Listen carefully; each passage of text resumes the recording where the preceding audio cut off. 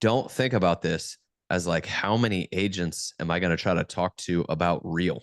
Because that would be daunting. Like, I would not want to try to talk to 20 agents about real in a week.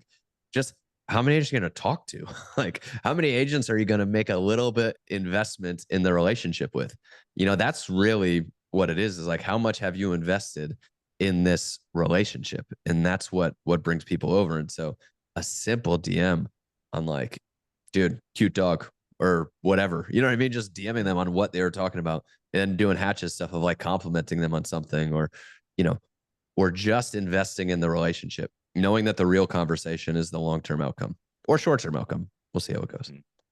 Uh, Let me use a gratuitous example, but I think it'll land. I'm fortunate to be married, and I would have no idea how to be single nowadays because if I were to try to talk to somebody, I'd be like, "Hey, would you please let me open mouth breathe in the bed next to you, and then occasionally we'll make each other dinner, and I'll grab your butt from time to time, and like, because that's what marriage is." But you don't lead with that. You lead with like, "Hey, you're super cool.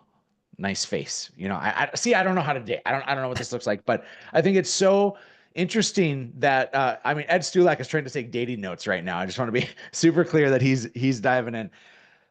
Think of this like dating. You don't lead with asking for marriage, right? You don't lead with talking about real.